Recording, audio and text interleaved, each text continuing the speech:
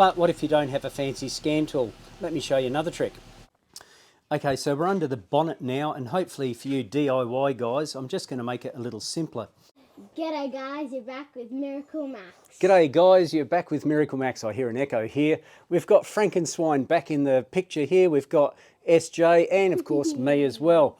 Today we're looking at a Nissan X-Trail T31 Series 2, 2008 model with a 2.5 litre engine in it. So what's it in the workshop for? Well, it's running like an absolute pig. Let's see if we can figure it out together.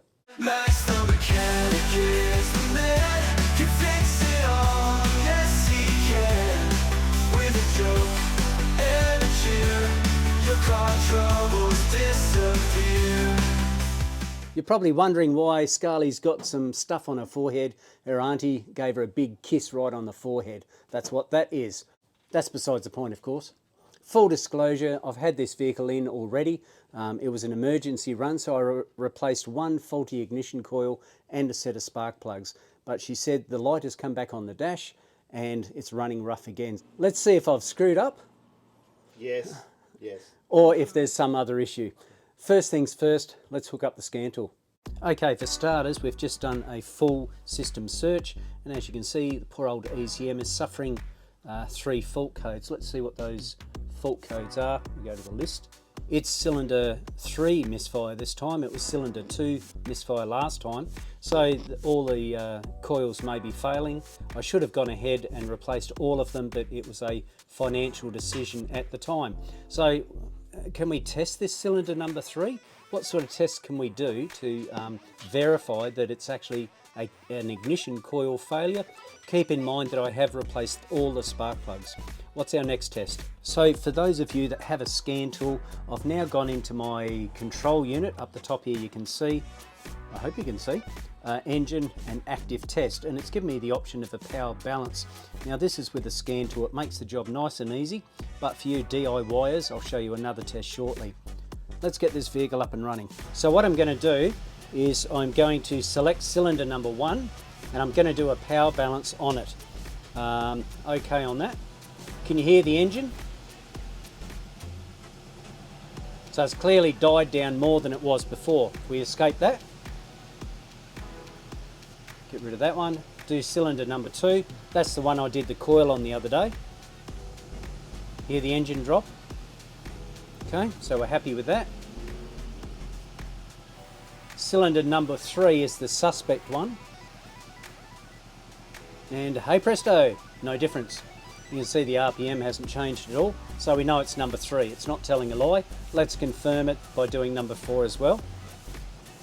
There you go. We'll escape on that. We certainly know that it's number 3, confirming our fault code. But what if you don't have a fancy scan tool? Let me show you another trick. Okay, so we're under the bonnet now, and hopefully for you DIY guys, I'm just going to make it a little simpler. Across here you can see where the ignition coils, the leads are. This guy is in the road. I've undone it, and we're just going to shove him out the road there like that. We've now got access to each of the connectors here, and hang on, that's another one, here. Now this next move, or the next test that I'm doing, can be a little controversial to some people. I've never ever had an issue with it, but I disconnect the ignition coil. Keep in mind that it's just a signal from the ECU to the coil itself. The driver is actually in the head. Now if you want to see any other ignition stuff, particularly with coils, go to my ignition playlist. There's coil testing for, I think these are a 3-wire. Very simple testing to do. But I'll just show you how we can do similar to the power balance that we've already done. We're just going to start at number 4. That's a known good at this point in time. So I'll just disconnect that one, then we'll start the engine. Okay, you can see number 4 is disconnected. We'll just make sure that it's out of gear, it's a manual, and we'll get Frankenstein to start it up for us, please. Yoo-hoo! Okay, turned off. Now let's see if it improves when we reconnect it. Yep, again. Now while it's not running great, it's certainly better, isn't it? So now that we've proven that number 4 over there is okay, let's disconnect number 3 and we'll see what it's like. Okay, number 3 is disconnected. Let's start it up, see if it makes a difference. So it sounds about the same. What you can do is you can look at your RPM or your tacho and see if the revs drop any more than normal. Okay, turn her off. But how do I know if the PCM is okay or if it's an ignition coil itself? Here's another test that I can do. This is a 3-wire style, they call a 3-wire style. A red, looks like a clear red, a brown and a black. Over here, if you have a look at number 2, we've got brown, black and white with a blue trace, I think it is, can't be sure. Brown, black. On our number 3, brown, black. On our number 4, brown, black. The list goes on and on. So what does that tell me? Well, these have to have a power and a ground, then a trigger wire. So obviously, one of these wires, the brown and the black, must be positive and must be ground.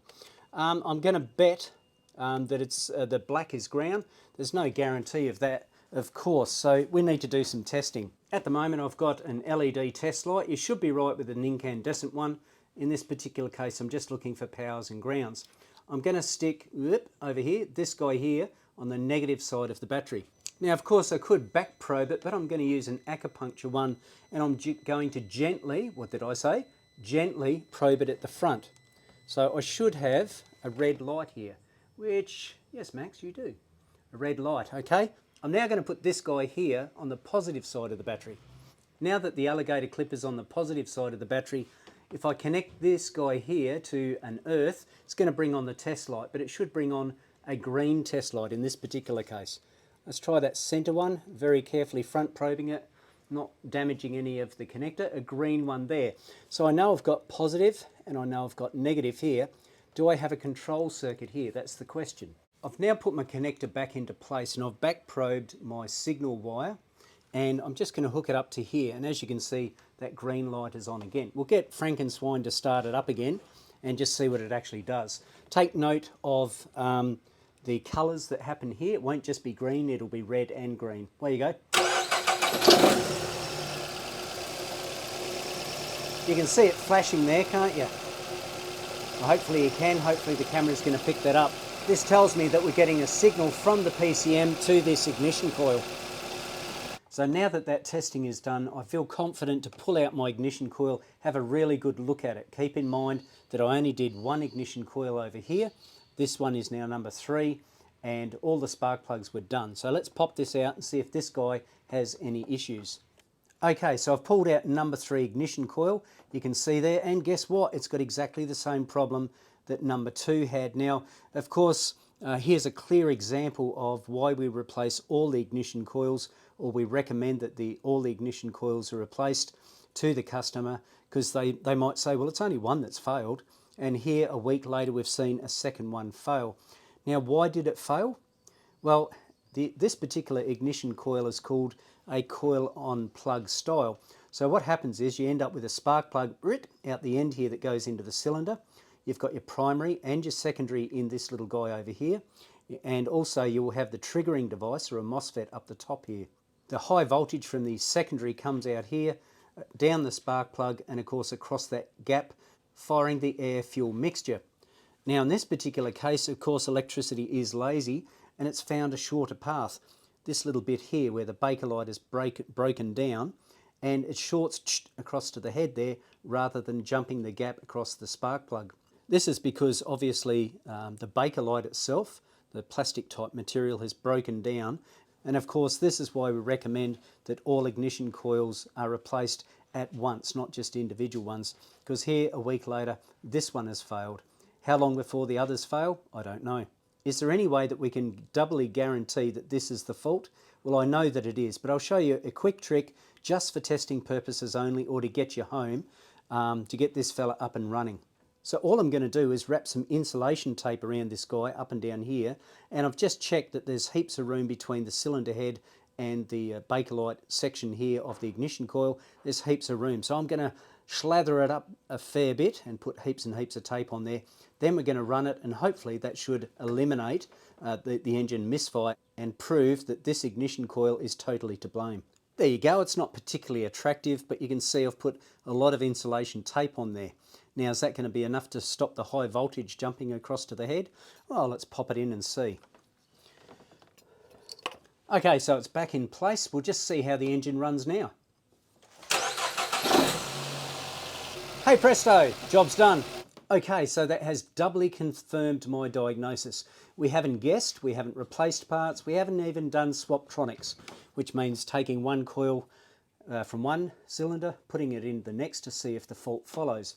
Simple testing procedures, not hard to do. So I'm going to get 1, 2, 3 ignition coils for this vehicle, and the customer should be happy it won't come back with that issue. Just a lesson that just because, you know, one fails, you don't just replace the one, you do all 4 of them because they've done the same amount of kilometres. Sooner or later they will fail. Interesting thing to note in preparation of pulling out the ignition coils to replace them, of course, we'll have a look at this coil here. It looks kind of different. Now this was number 1, and of course we've replaced number 2 over there already.